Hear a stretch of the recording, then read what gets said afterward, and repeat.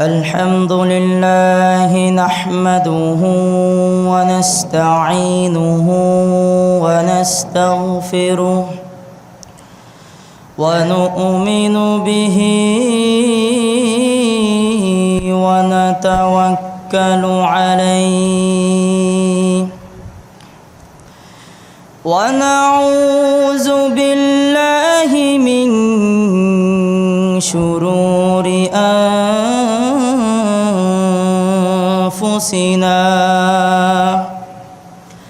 ومن سيئات أعمالنا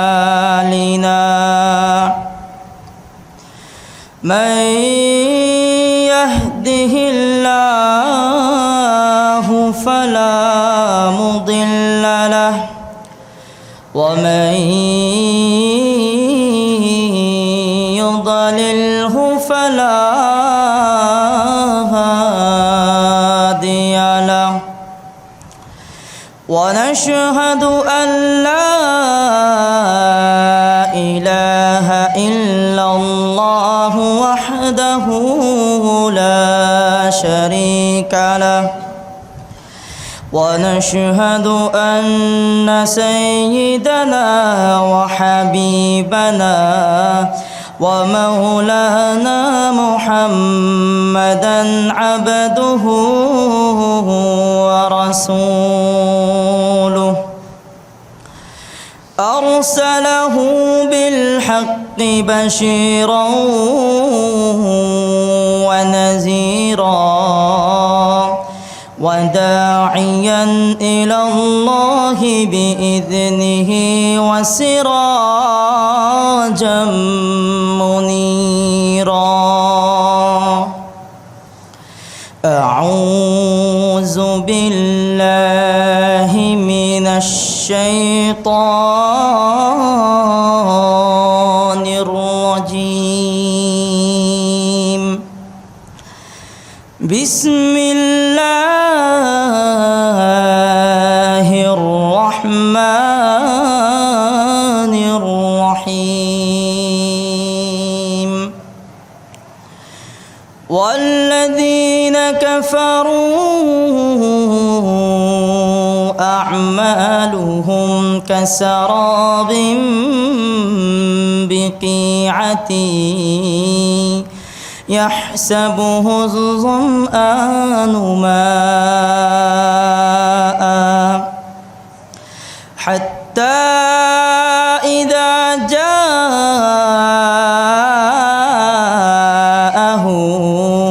لم يجده شيئا وقال النبي صلى الله عليه وسلم الكيس من دان نفسه وعمل لما بعد الموت والعاجز من أتبع نفسه هواها وتمنى على الله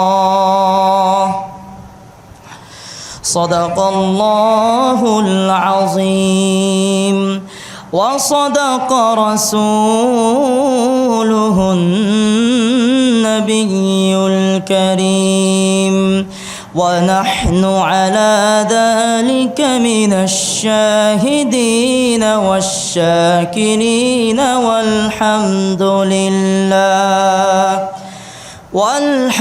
لله رب العالمين সকলে দুরূদ ইব্রাহিম পাঠ করি আল্লাহুম্মা সাল্লি আলা মুহাম্মাদিন ওয়া আলা আলি মুহাম্মাদ কামা সাল্লাইতা আলা ইব্রাহিম ওয়া আলা আলি ইব্রাহিম إنك حميد مجيد اللهم بارك على محمد وعلى آل محمد كما باركت على إبراهيم وعلى آل إبراهيم إنك حميد مجيد إن الله وملائكته يصلون على النبي يا أيها الذين آمنوا صلوا عليه وسلموا تسليما صلى الله على محمد صلى الله عليه وسلم صلى الله على محمد صلى الله عليه وسلم بلغ العلا بكماله كشف الدجى بجماله حسنت جميع خصاله صلوا عليه وآله لا إله إلا الله إلا الله لا إله إلا الله لا إله إلا الله لا إله إلا الله لا إله إلا الله لا إله إلا الله لا إله إلا الله لا إله إلا الله لا إله إلا الله لا إله إلا الله لا إله إلا الله محمد رسول الله صلى الله عليه وسلم সম্মানিত মুসল্লানি কেরাম, আল্লাহ তাআলা আমাদেরকে বিগত এক সপ্তাহ পার করে গত জুমার ন্যায় আজ পবিত্র দিন পবিত্র জুমার নামাজের আগ মুহূর্তে দুনিয়ার সকল কাজ থেকে ফারেক করে আল্লাহর ঘর মসজিদে আপনাকে ও আমাকে আসার ও বসার, তারই সাথে কিছু কথা বলার ও শোনার তৌফিক দান করেছেন। এজন্যে সকলেই মনের অন্তরের অন্তরস্থল থেকে উচ্চ আওয়াজে বলি আলহামদুলিল্লাহ। আমি আপনাদের সামনে কোরআনে কারিম থেকে একটি আয়াত তেলাওয়াত করেছি এবং নবী করিম সাল্লাল্লাহু আলাইহি ওয়াসাল্লামের অসংখ্য হাদিস থেকে একটি হাদিস পাঠ করেছি। আল্লাহ তাআলা যদি চান আমি তাহলে উক্ত বিষয়ে কিছু কথা বলার চেষ্টা করব। ওমা তাওফীকি ইল্লা বিল্লাহ আলাইহি তাওয়াক্কালতু ওয়া ইলাইহি উনীব। আল্লাহ তাআলা আমাদেরকে যত দায়িত্ব দিয়েছেন অল্প কথাই বলতে গেলে তা হলো দুই ধরনের, ঈমানের দায়িত্ব এবং আমলের দায়িত্ব। আর ঈমান হচ্ছে সর্বপ্রথম পর্যায়ের দায়িত্ব, কারণ ঈমান হলো সমস্ত আমল সমূহের বুনিয়াদ। ঈমান হলো সমস্ত আমল সমূহের বুনিয়াদ। যদি কারো ঈমান সহি না থাকে তাহলে তার আমলও গ্রহণযোগ্য হয় না। সহি ঈমান না থাকলে দিন রাত 24 ঘন্টা, দিন কি দিন, মাস কি মাস, বছর কি বছর, এমনইভাবে যদি মৃত্যুর আগ পর্যন্ত কেউ যদি আমল করে যায় তারপরও সেই আমলে বিন্দু পরিমাণ সওয়াব পাবে না। এজন্য আগে ঈমান খাঁটি করতে হবে, তারপর আমল করতে হবে। হাদিস শরীফে এই জন্য বলা হয়েছে আখলিস দীনাকা ইয়াকফিকাল আমালুল কলিল, তোমার ইমানকে খাঁটি করো, অল্প আমলেই নাজাতের জন্য যথেষ্ট হইবে। যদি আমাদের ইমান খাঁটি থাকে তাহলে সেই আমলটা যদি অল্প হয়, সেই আমলটা আপনাকে আমাদেরকে সবাইকে জান্নাতে নেওয়ার জন্য যথেষ্ট হয়ে যাবে। কারণ ওই আমলটা হবে গুনাহবিহীন আমল। আরও সহজে বুঝতে গেলে রুহু সারা, অর্থাৎ প্রাণ সারা দেহ যেই রকম, ইমান সারা আমলও সেই রকম। ইমানহীন আমল হলো প্রাণহীন দেহের মতো। যদি আমাদের মধ্যে কারো রুহু না থাকে তাহলে আমরা সবাই এক বাক্যে বলি লোকটি আমাদের মধ্যে নেই, চলে গেছে। যদিও তার দেহটা আপনার আমার সামনে পড়ে থাকে, তারপরও কেউ আমরা এই কথা বলি না লোকটি জীবিত, বরং বলি লোকটি আমাদের মধ্যে নেই, চলে গেছে। কারণ তার আসল জিনিস তার সাথে রুহুটা নাই। যে রুহুটা থাকলে সে আমাদের মতো সব কিছু করতে পারত, কিন্তু তার এই এক রুহু না থাকার কারণে সে কিছুই করতে পারতেছে না। সাধারণত তার জমিনে তার দেহটা যেটা নিয়ে রয়েছে সেটাই সরাইতে পারতেছে না। সেরকমই আমলের রুহু হলো ইমান। যদি কারো যদি ইমান না থাকে তাহলে তার আমলও গ্রহণযোগ্য হয় না। সেরকমভাবে যেমন রুহু ছাড়া একটা দেহেরও কোনো দাম নাই, তেমনইভাবে ইমান ছাড়া আমলের কোনো দাম নাই। আল্লাহ তাআলা কোরআনে কারিমে বলেন, ওয়াল্লাযীনা কাফারু আ'মালুহুম কাসারাবিন বিকিআতি ইয়াহসাবুহু যামআনু মাআ হাত্তা ইযা জাআহু লাম ইয়াজিদহু শাইআ। আল্লাহ তাআলা বলেন, যারা কাফের, যাদের ঈমান ঠিক নেই, তাদের আমল হলো মরুভূমির মরীচিকার মতো।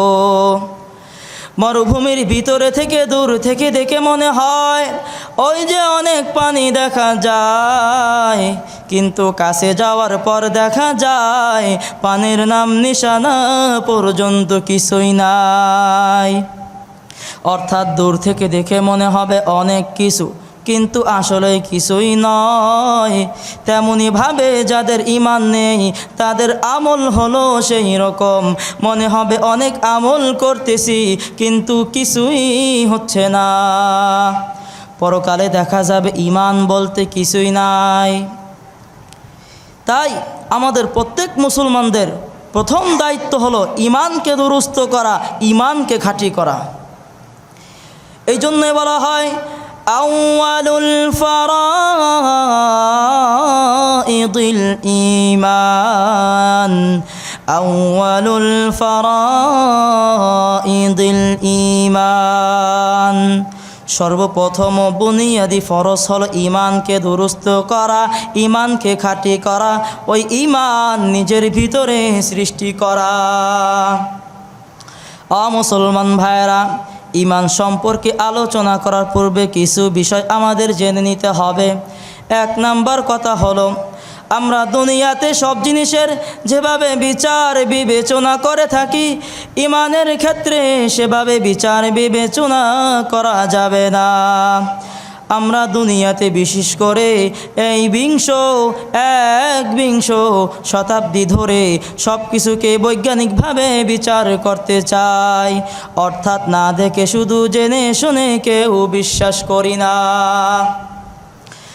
আমাদের মধ্যে এমনই অনেক রয়েছে যাদের মনোভাব অনেক সৃষ্টি হয়েছে, এমন সৃষ্টি হয়েছে যারা নিজ চোখে না দেখে, হাতে নাতে প্রমাণিত না করে বিশ্বাস করতে চায় না। কিন্তু ঈমান হলো সম্পূর্ণ বিপরীত। তাকে না দেখেও তার প্রতি ঈমান আনতে হয়, না দেখে তাকে বিশ্বাস করতে হয়। পবিত্র কোরআনে সর্বপ্রথম সূরা হলো সূরাতুল বাকারা, যদিও শুরুতে সূরা ফাতিহা আছে।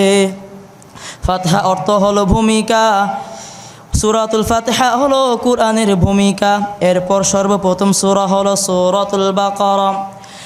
আল্লাহ রাব্বুল আলামিন ঈমান সম্পর্কে সূরাতুল বাকারা শুরুতে বলেন, আল্লাযীনা ইউমিনুনা বিল গায়ব, যারা না দেখে ঈমান আনে, না দেখে বিশ্বাস করে। এখানে বলা হয়েছে না দেখে ঈমান বিশ্বাস আনতে হয়।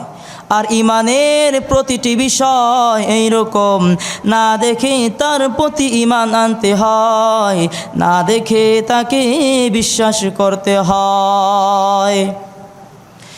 যেমনই আল্লাহর অস্তিত্বকে না দেখে বিশ্বাস করতে হবে, জান্নাত জাহান্নামকে না দেখে তার প্রতি ঈমান আনতে হবে।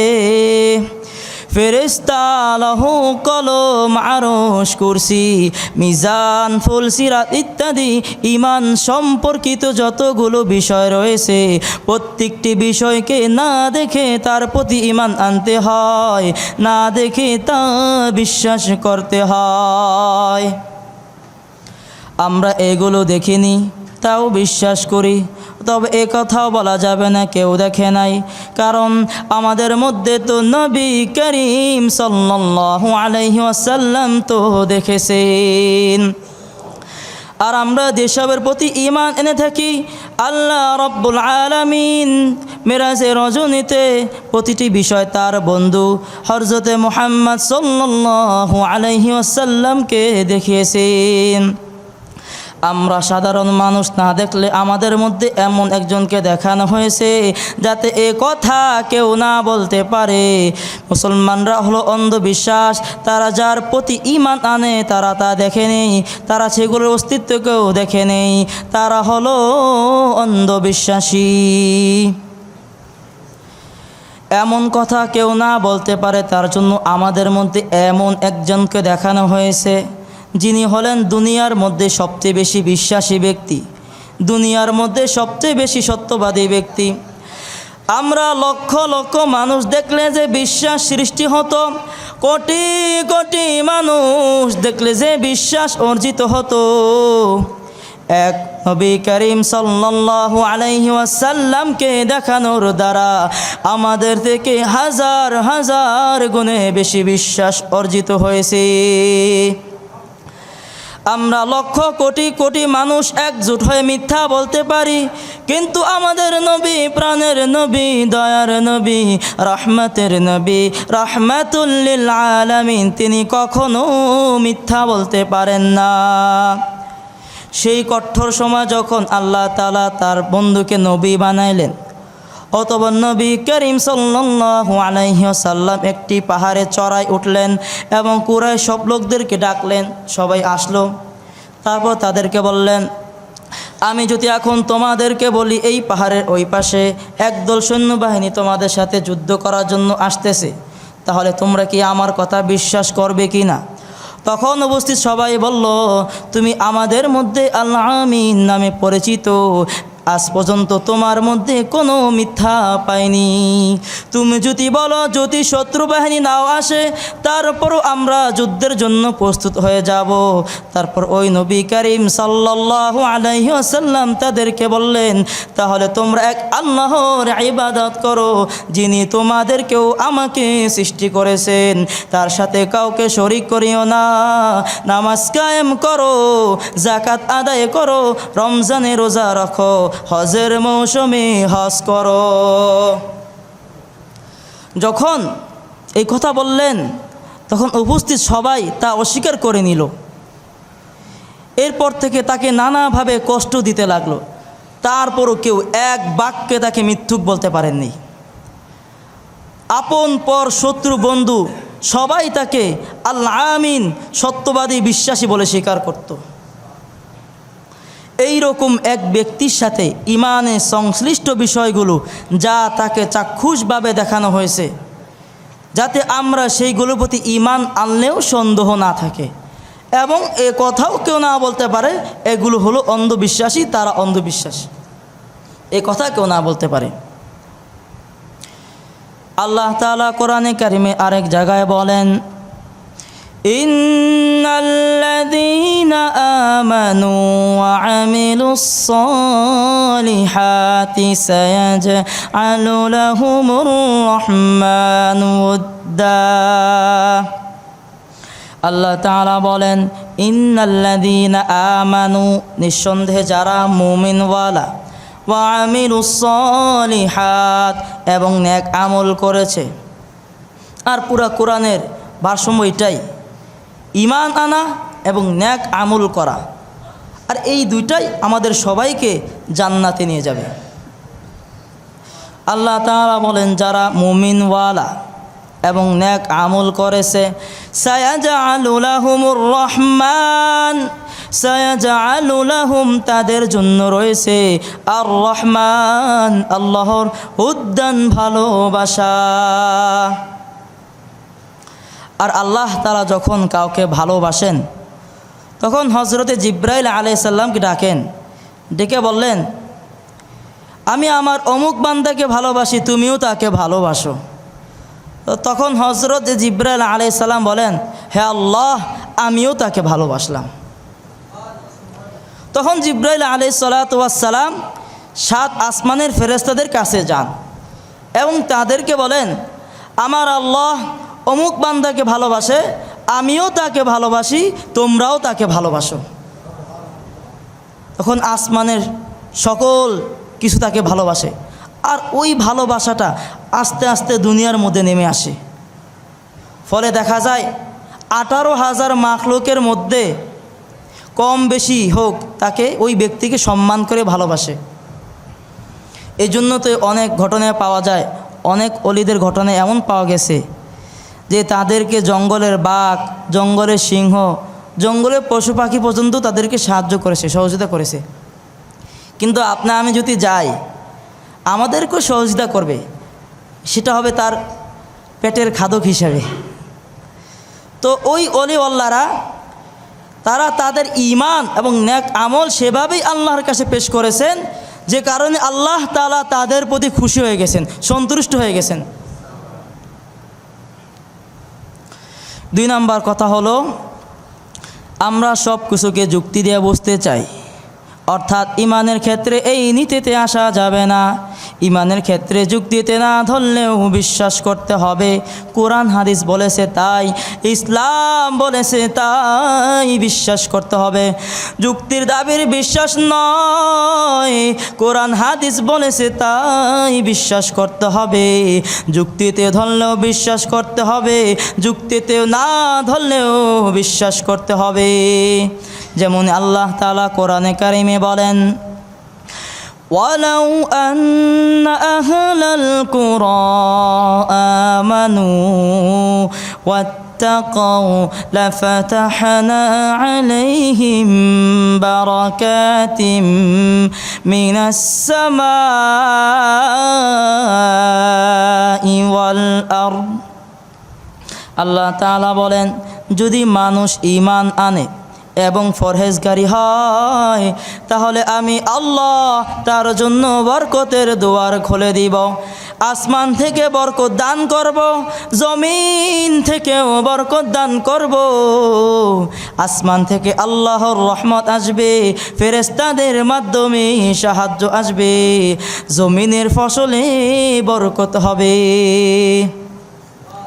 এখন আমাদের চিন্তার বিষয় হলো, ঈমান আনলে কেন জমিনের ফসলে বরকত কেন বেশি হবে?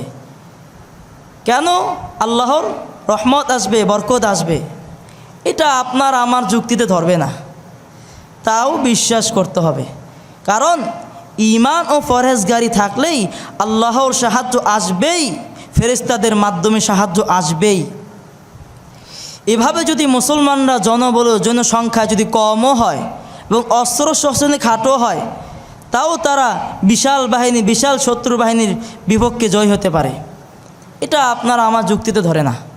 আপনার আমার যুক্তি বলে, যেখানে লোক সংখ্যা বেশি, সৈন্য সংখ্যা বেশি, অস্ত্র শস্ত্র বেশি, সাধারণত তারাই জয় হয়। কিন্তু না, সেই ইসলামের প্রথম যুগে অনেকগুলো যুদ্ধ, শেষেও অনেকগুলো যুদ্ধ রয়েছে, যেখানে মুসলমানদের সংখ্যার তুলনায় মুশরিক কাফেরদের সংখ্যা ছিল 3 গুণ বেশি। কিন্তু আল্লাহ তাআলা সেখানেও মুসলমানদেরকে জয়ী করেছেন। এটা আপনার আমার যুক্তি ধরবে না। ইসলামের সর্বপ্রথম যুদ্ধ হলো বদরের যুদ্ধ, যেখানে মুসলমানদের সংখ্যা ছিল মাত্র 313 জন, আর বিপক্ষ দল মানে কাফেররা যাদের ছিল প্রায় 1000 সংখ্যা, যাদের প্রত্যেকের ছিল ঘোড়া, প্রত্যেকের ছিল অস্ত্র শস্ত্রে সজ্জিত, কিন্তু মুসলমানরা যাদের মাত্র একটি মাত্র ঘোড়া ছিল, 2টি মাত্র তলোয়ার, আর বাকি সবাই লাঠি সোটা নিয়ে যুদ্ধ করবে, যুদ্ধের ময়দানে হাজির। তো এখন আপনার আমার যুক্তি কি বলে?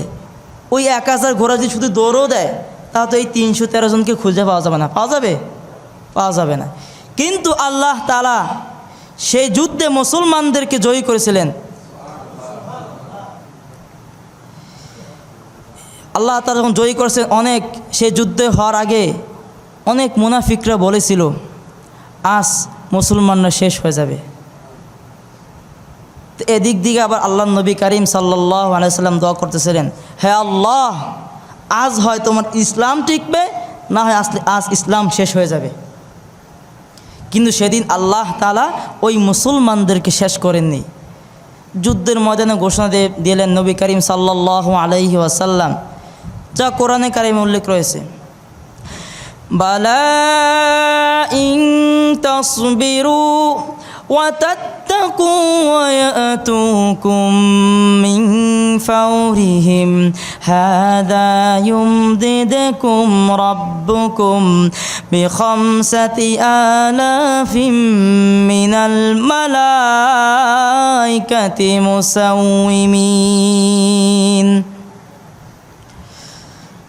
যদি তোমরা আজ সবর করো এবং যুদ্ধের ময়দানে অটল থাকো এবং ফরেজগারিতা অবলম্বন করো, আর এই মুহূর্তে কোনো কাফের বাহিনী তোমাদের উপর আক্রমণ করে বসে, তাহলে তোমাদের প্রতিপালক তোমাদেরকে 5000 চিহ্নিত ফেরেশতা দ্বারা সাহায্য করবেন।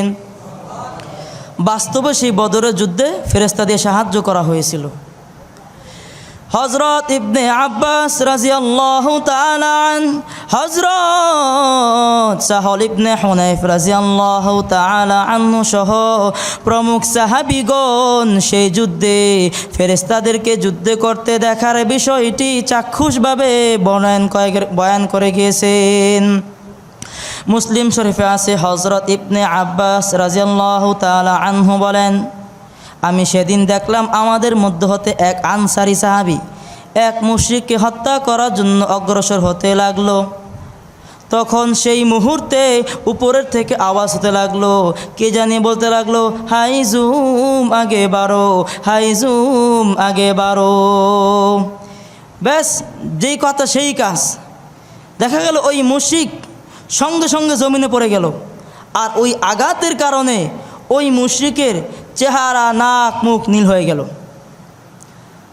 তখন হযরত ইবনে আব্বাস রাদিয়াল্লাহু তাআলা আনহু বলেন, ইনি হলেন হযরতে জিবরাইল আলাইহিস সালাতু ওয়াস সালাম। তিনি যেই বাহনে আরোহণ করতেন তার নাম ছিল হাইজুম।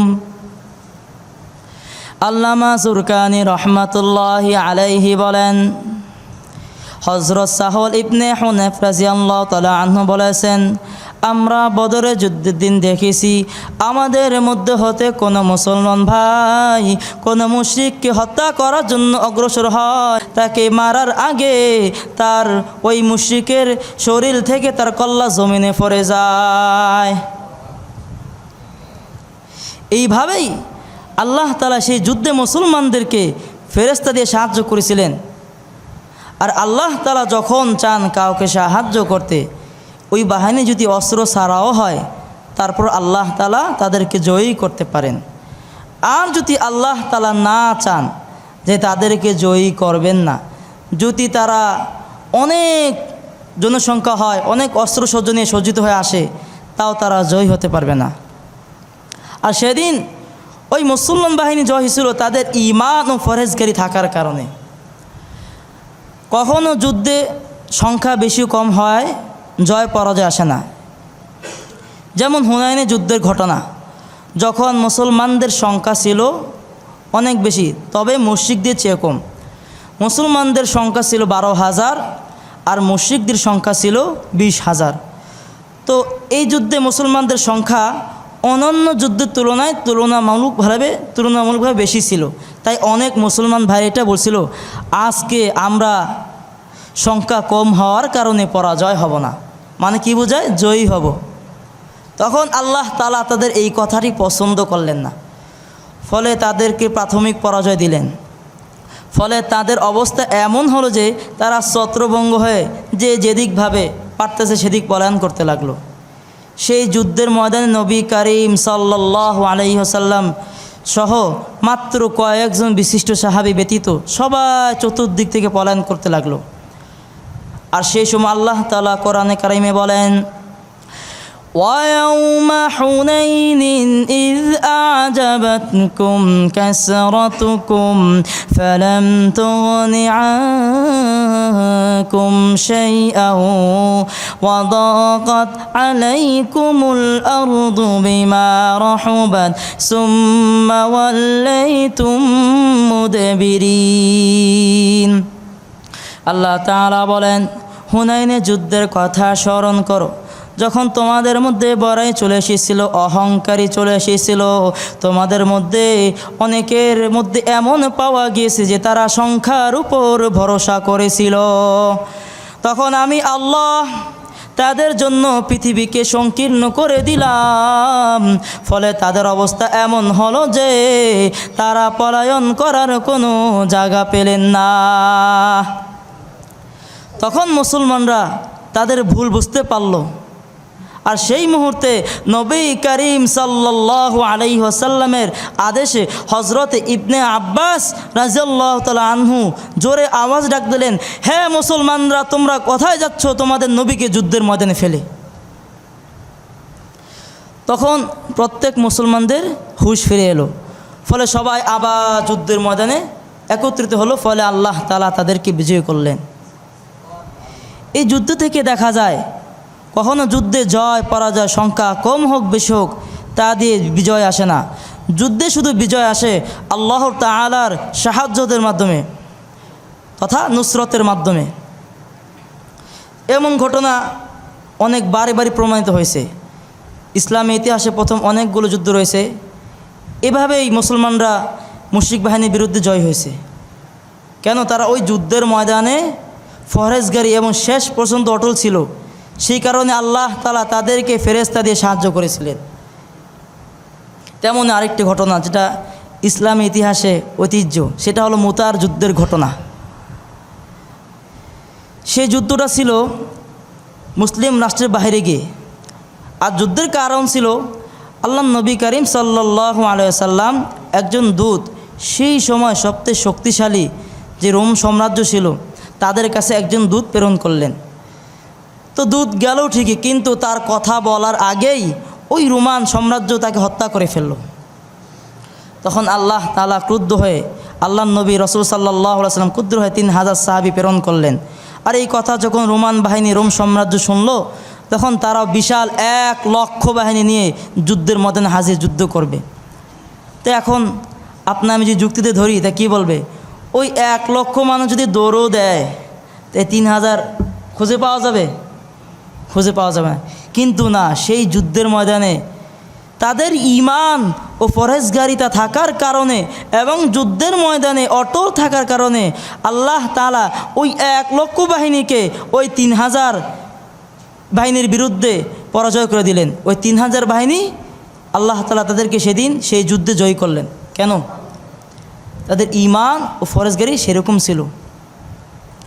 ওই আল্লাহ পাক সেই তীর তলোয়ার যুগে যেমন সাহায্য করেছিলেন, এই পারমাণবিক যুগেও সাহায্য করতে পারেন। ওই আল্লাহ আছেন, ওই ফেরেশতাই আছেন। আর সমস্ত দুনিয়ার সব শক্তি মিলে একজন ফেরেশতার মোকাবেলা করতে পারবে না। আল্লাহ তাআলা একজন ফেরেশতাদেরকে এমন শক্তি দিয়েছেন, একজন ফেরেশতা মিলেই পুরা দুনিয়াকে ধ্বংস করতে পারে। তো এখন আপনার আমার প্রশ্ন হলো, তাহলে বদরের যুদ্ধে 3000 ফেরেশতা দিয়ে সাহায্য করলেন কেন?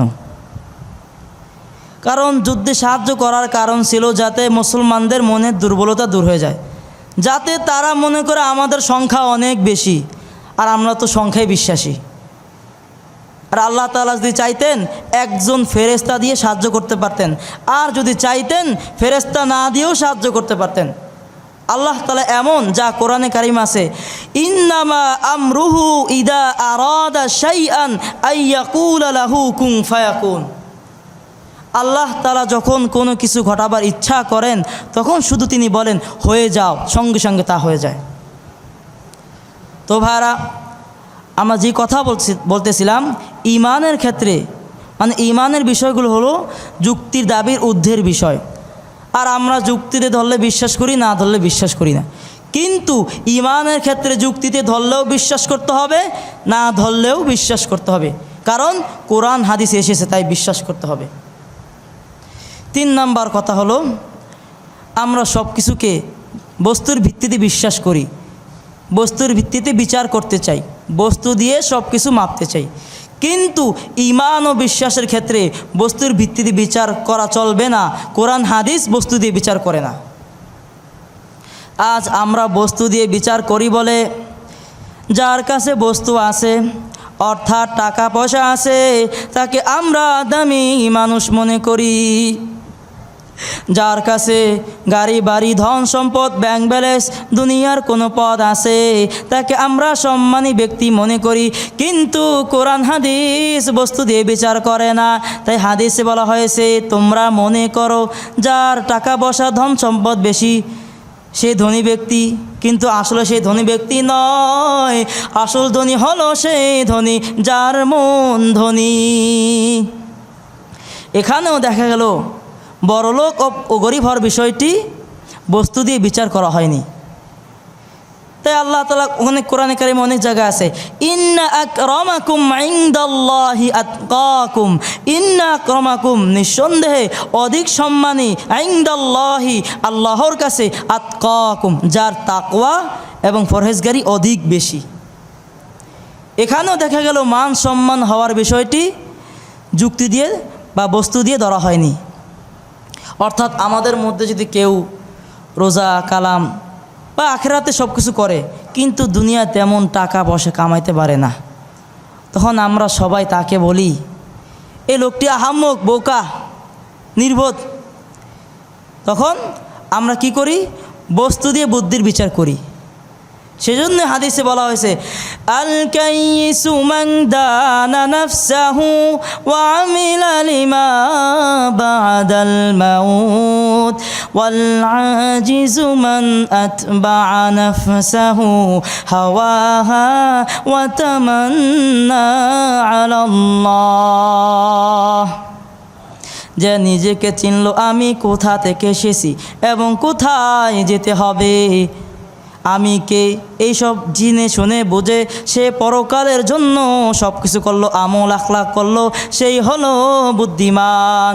আর যে নিজেকে দুনিয়ার মধ্যে ব্যস্ত রাখলো, পরকালের জন্য কিছুই করলো না, সেই হলো নির্বোধ।